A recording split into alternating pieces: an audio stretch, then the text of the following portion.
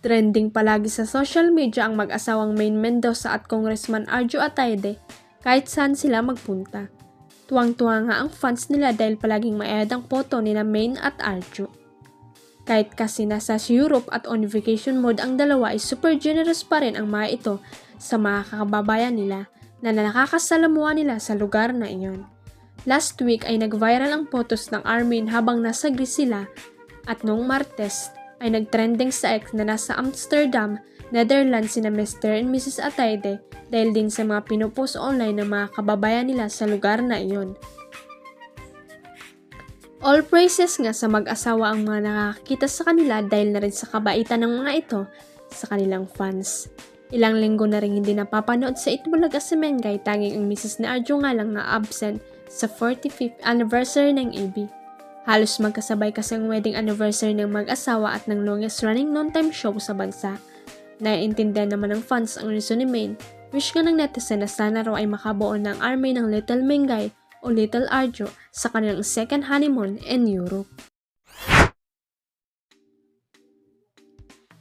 Nagsalita ng Olympic gold medalist na si Carlos Yulo hinggil sa umano'y hidwaan nila ng inang si Angelica Yulo. Sa isang TikTok video, kinumpirma ng Pinoy athlete na nanalo ng 2 gold medal para sa men's gymnastic sa ginanap na 2024 Paris Olympics na totoong may issue sila ng kanyang ina na may connect sa pera. Habang lumalaban si Carlos sa men's vault final kung saan niya nakuha niya ang unang gold medal para sa Pilipinas, ay biglang naglabasan ng issue sa kanila ng inang si Angelica. Kabilang na rin ang problema raw sa pera ng mag-ina at ang paninisi ni Angelica sa girlfriend ng atleta na si Chloe San Jose na siyang punot dulo ng isyong sa kanilang pamilya. Ayon kay Carlos, nakasama pa ang jowa niyang si Chloe sa ginawang TikTok video, may mga incentive siya mula sa 2022 World Artistic Gymnastic Championships ang napunta sa kanyang ina. May mga gusto lang po akong i-clarify doon sa mga interviews at mga sagot ng nanay ko po sa mga interviews niya po. Unang-una po 2022 po yun at hindi lang po 70,000 yung na-receive ko po doon. Alam ko 6 digits po yun dahil 2 po yung nakuha kong medalya simulang payag ni Carlos. After nun mga bandang December umuwi ako sa Pilipinas, nagkikita kami ng mama ko at hindi niya sa akin sinasabi na na-receive niya na pala yung incentive ko from World's Championship. Hindi ko pa po malalaman na na-receive niya na pala yung incentive ko from World Championship.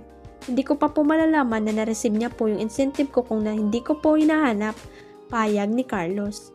Revelasyon pa ng binata, hindi raw niya na-receive ang naturang incentives. Never ko na po na-receive yung incentive ko po na yun at never ko na rin po na hiningi yun sa kanila. Binigay ko na at wala na po yun sa akin. Ang sa akin lang naman gusto ko malaman kung saan napunta yung incentive ko na po yan.